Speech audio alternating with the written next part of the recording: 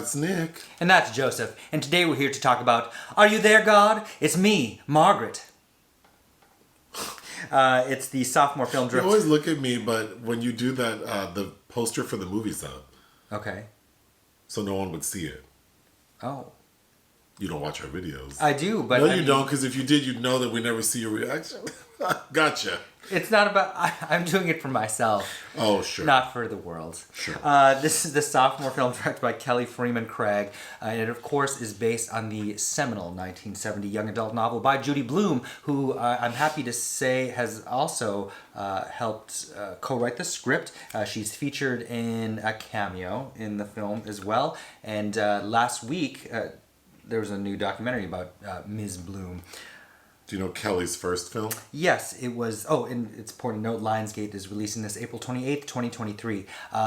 Kelly Fremon Craig's previous film was 2016, The Edge of 17, not to be confused with the 1998 gay film Edge of 17. Oh, that was my next question. No, it's the one with Haley Stanfield, which I saw and also liked. I am happy to say that I liked Margaret a lot more because I think that this does justice to what I consider to be a very important piece of literature. For those who don't know the story, when her family moves from the city to the suburbs, 11-year-old Margaret navigates new friends, feelings, and the beginning of adolescence. And it's not just, it's New York to New Jersey. So Margaret's parents, who plays Margaret?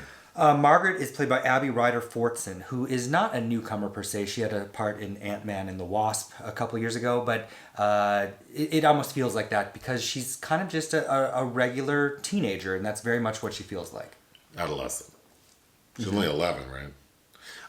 So her parents, her dad is Jewish. Played by Benny Safdie. And her mom is Christian. Played by Rachel McAdams. Which is important because the mom's parents are not accepting of their daughter's Jewish husband. Mm-hmm. The parents tell Margaret, like, girl, do whatever feels right. Like, you know, religion will come to you as it does, and you can choose. Okay.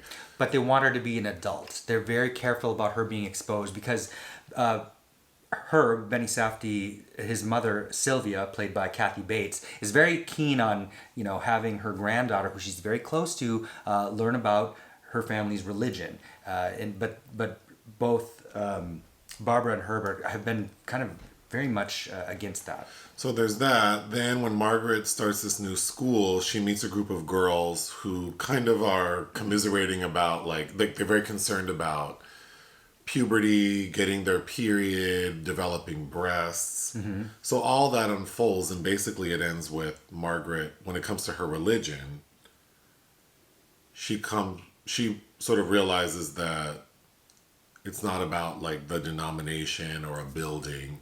Like she can have her relationship to God, like as an individual. Because that's what the title is denoting, is that she has private conversations with, you know, she believes she's talking to God, but she doesn't feel God in, like, when she goes to temple with Kathy Bates. So she does go to a black church because in this film version, one of her little friends is black. And she has a better experience there, but it's at one key sequence, which I really liked, where Rachel McAdams' parents suddenly show up because she felt bad after not seeing them for 12 years and wrote them a New Year's Eve card. And they decide to show up, and Kathy Bates' character hightails it from Florida to be at this dinner, and they're both, it's like they're both kind of, the grandparents are arguing over the soul of Margaret, and that is what kind of brings her to this realization that she doesn't need to adhere to any of those kind of labels or any organized religion, because that's not the point. And when it comes to her body, she does end up getting her first period, mm-hmm. And how does she react to that? It's a very positive, affirming experience. I really liked Rachel McAdams as the mom. She has a few really good key... it's hard to be kind of gentle and sweet without also seeming kind of sappy and overwrought. And I think this film kind of hits all those right kind of notes, which I really appreciated. But it's funny because as soon as they move into this neighborhood in Jersey, this little girl next door named Nancy, played by a very plucky Elle Graham, is basically commandeers Margaret into her secret little group of friends and is demands that there's all these rules to being part of this group, like don't wear any socks, which is hell on her feet because she gets blisters immediately. And everybody has to get a bra, even though they have no semblance of breasts yet at all, mother. And it's funny because Margaret asks her mom, like, can you help me get a bra?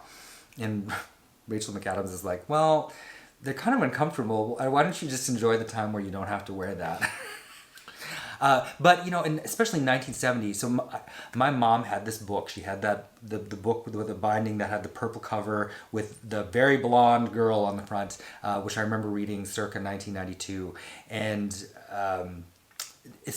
to my mother's generation and ensuing generations of young women, there really isn't a lot of literature directed towards teens that is even talking about menstruation, for instance. It's all very secretive. There's a lot of information. There's a lot of rumors. Even in this film version, and I remember this at my age too, you learn a lot from just getting your hands on an anatomy book that shows pictures of penises and vaginas.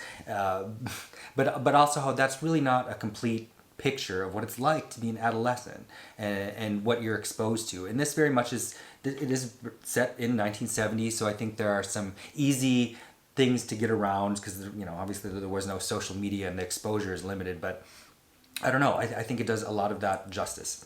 What about the cinematography?